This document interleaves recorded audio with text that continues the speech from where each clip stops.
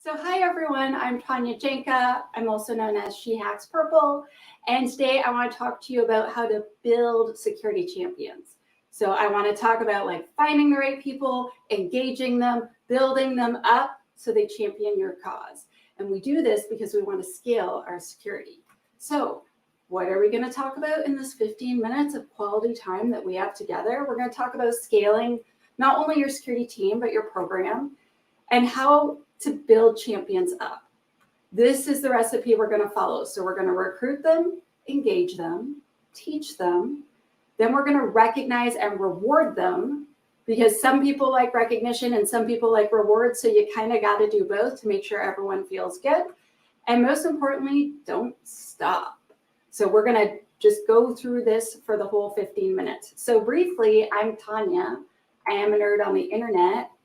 I give security training, and I hope that you feel this slide makes me feel qualified. I don't want to spend more of our 15 minutes on me. Instead, I want to spend it on you.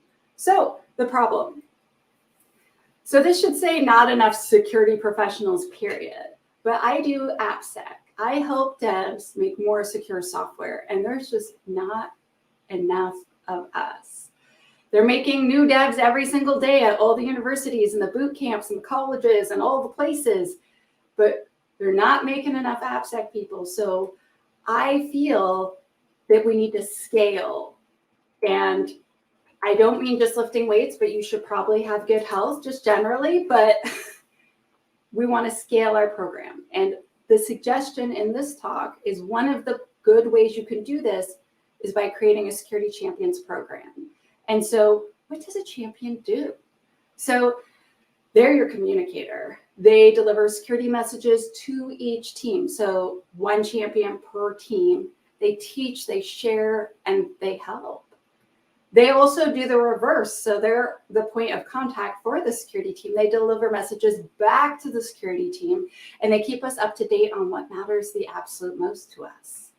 They advocate. So they speak on behalf of, they use their amazing power as the peers of the other people on the team. So they perform security work for their own team, but they also advocate for security. It's very different when a person who sits in the cubicle next to you, who you talk to every day, says, hey, that breaks security policy. That's weird. Can we please do this right? Versus when Tanya, the security person, comes to their desk, they're like, stranger danger. Okay, so let's follow this recipe and let's start with recruiting some champions. So yeah, I like to think of champions as having the big muscle because they're so strong.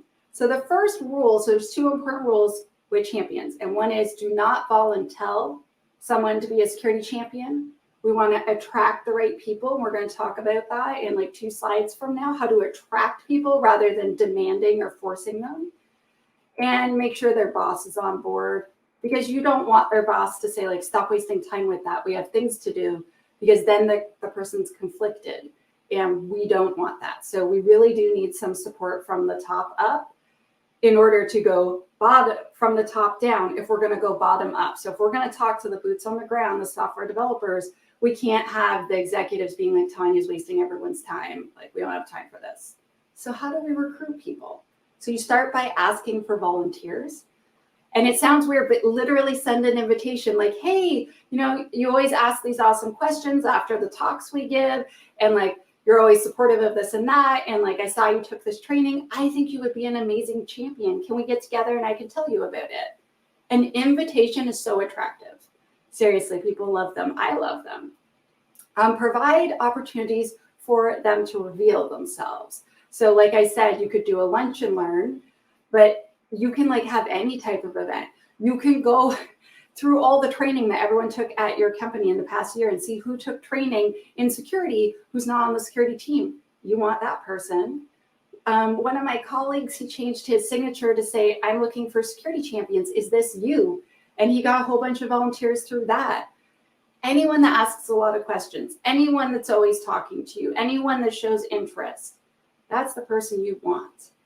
Try to use interesting titles for things. I'm really bad at using super boring titles like modern approaches to securing applications versus purple is the new black, modern approaches to securing applications. Because I just give these boring titles and then I don't get accepted to conferences unless people, so like learn from my mistakes and try to choose cool titles because it actually matters. And also, if your team has the mantra of it is my job to serve you, it's my job to help you do your job securely, this comes across, this attitude comes across in everything you say and do, and that will attract champions. So now we're on to engagement, which is still going to attract more champions. I know that might sound weird, but basically, as you engage and teach and recognize and reward, champions talk to other people and you will continue to attract more people. So we want to engage them. So we want to occupy them, attract them, and involve in security activities, but we also want to engage with them. So we want to participate or become involved with our champions. So what do I mean by engagement? So let's bring them on a security incident that has to do with software. Let's share appropriate secrets when we can.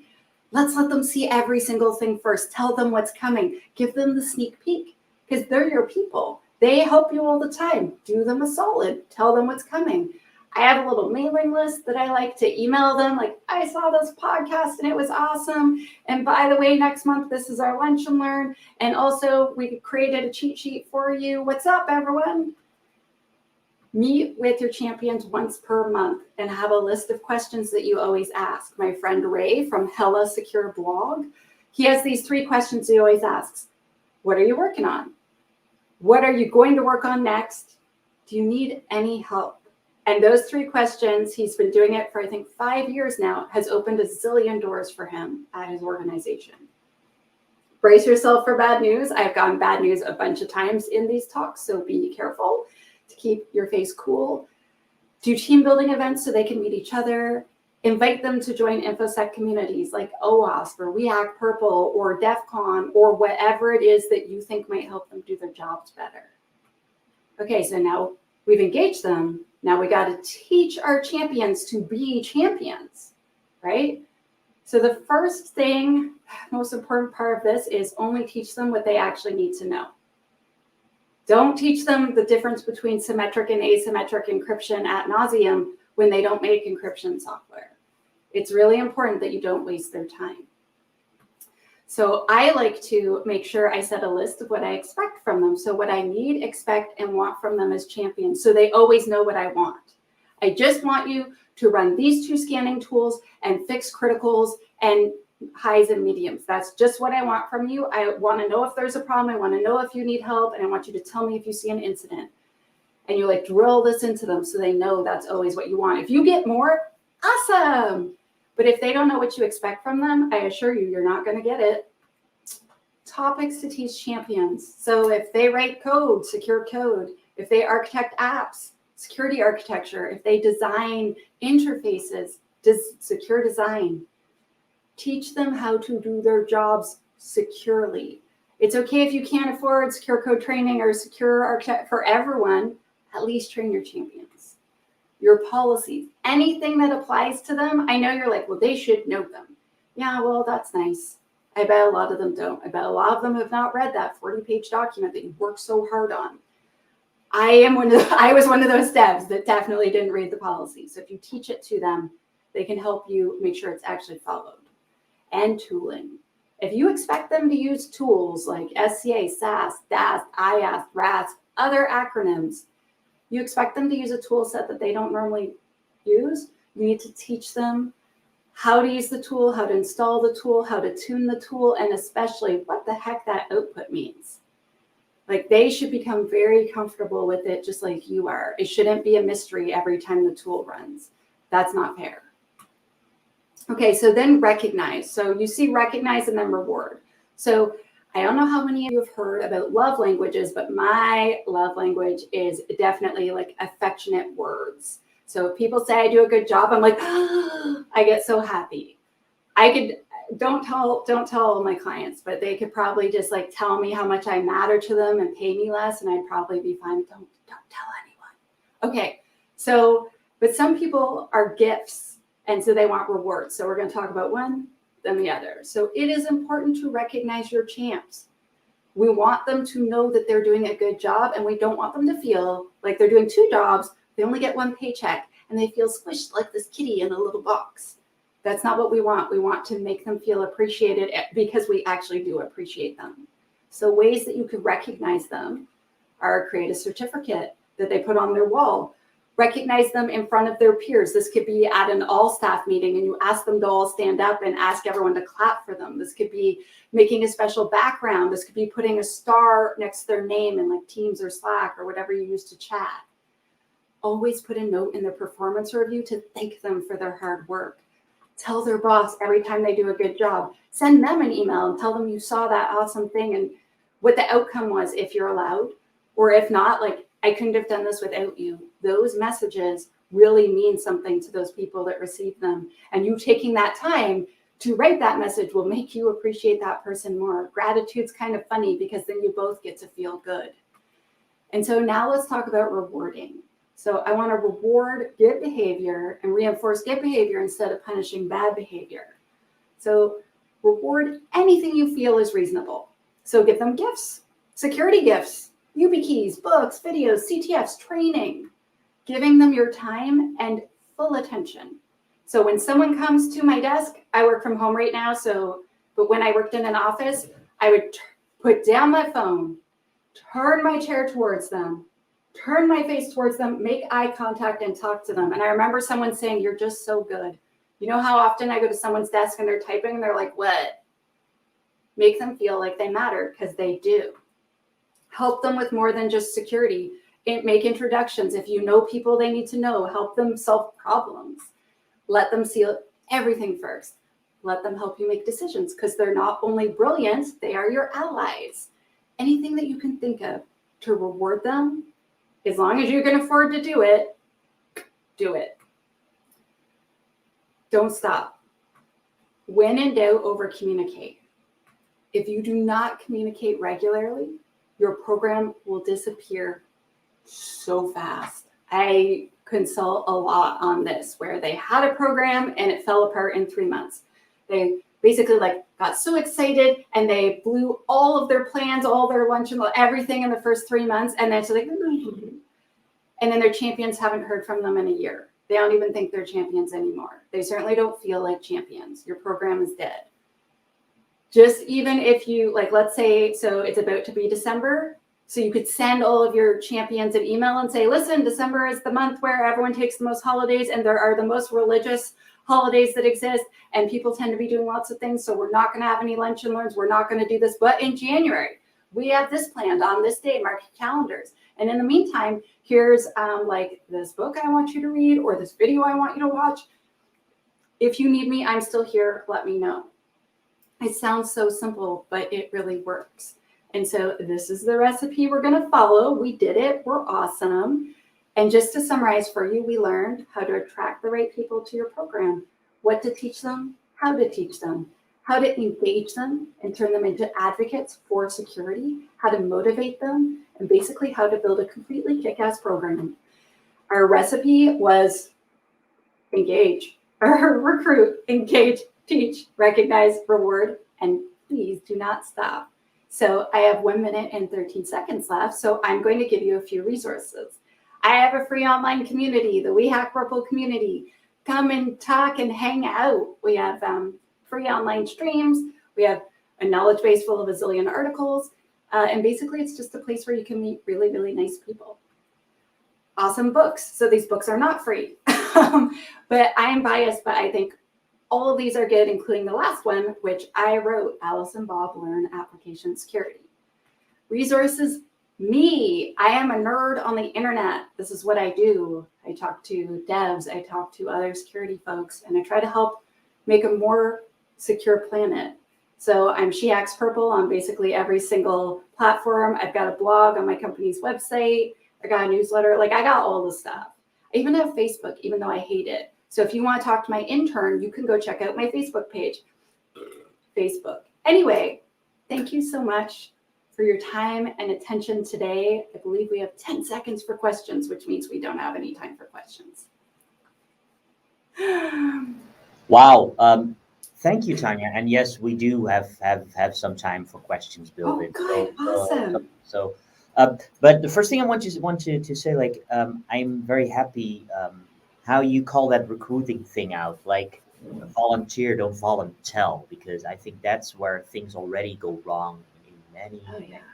cases, and the rewarding of just giving them your designation and giving them your time and effort, uh, that's also something that's very recognizable for me.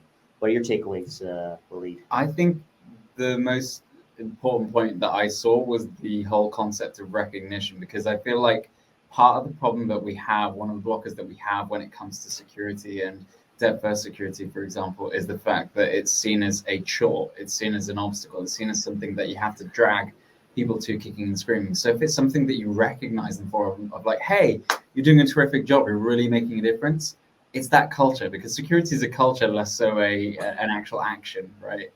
And this really feels like culture. It's so true. And honestly, like, you can't be everywhere at once. But if you have a dev on a team who passionately believes that security is important, even if they don't know the answer, that person will go find the answer. They'll call you, they'll do the thing so that you can help solve the problem. Having their ears and eyes in places that you can't be, and their trust that they know you'll come and help and solve the problem, and you're not going to come and yell at everyone. Yeah, that's really valuable. So, Tanya, I've got a quick question actually. Which of those steps in the recipe did you find the hardest to establish? Don't stop. That's the hardest one. I find that quite often, so I'm quite often the entire AppSec team when I work somewhere, and it's really hard if you're the only one. I also find that, I don't know if I'm supposed to say this, but I've had management get in the way a lot, where so I speak at conferences, so I have a lot of talks, but I'm also open to like having other people come and talk. I'm open to having like a lunch and learn where I actually just take a video from a previous conference that I think is just completely awesome and watching it with them and then answering questions and just talking about it with them after. Like, I don't need to be the star of the show every time, but I've had management sometimes say like, well, like I've definitely had one manager get really weird and jealous where they're like, well, it's like everyone's just talking about you. And I'm like, no, they're talking about security. Don't you get it? That's what's happening. Like, I don't want to be famous, and I'm certainly not after your job. Do you know what I mean? I'm like, I want to do AppSec. I don't want to manage a team of people doing the job I wish I had, right? And it like all this weird conflict where they just like kept canceling things and not giving reasons, and it's like, ooh. But when I was a dev, I had this lunch and learn program that ran 2 or 3 years. I won 6 separate awards because we started having like everyone across all IT attend some of them. And I was like, is it okay if I do things outside of IT, but that are good for our culture? And they're like, sure. So I had a nutritionist come in and talk to us about nutrition. I had someone come in and tell us, like, if you're going to go for a run at lunch, here's what to do and where to go. And here's a path that I would do from your office. And like, here's how to make sure you don't smell at your desk. And it sounds really silly, but like a whole bunch of people took up running after that, right? And it brought everyone together a lot more. So I have like a strong passion for the community building, as you probably can tell. And like, you can build community where you work. And yeah, I think that this is a powerful thing, and the security people can participate or lead this for good results. I want to show you one shout out in the chat, and I think I can show you like this from Dean. Thank you, Dean. But it also strikes something like it's in many cases the cultural aspect. It's not so much the technical aspect of security, but the cultural aspect is the hardest to tackle. And well, from your talk, I see that we're not the only ones having that issue, but it's a common problem all over the place. So thank you for your talk, Tanya. It was amazing. And if anybody has any questions later, feel free to ping Tanya any way you like on Twitter, by email. And you saw you saw her website, and that's these things already on screen. So feel free to connect with her. Please do connect with the community. And again, thank you, Tanya, for being here. My pleasure. Tweet at me if you have a question, and I'll make a video and I'll tweet it so everyone can hear the answer, and I'll take the conference. Amazing. Thanks. Thank you so much, Tanya. All right. Bye. Bye-bye. Bye.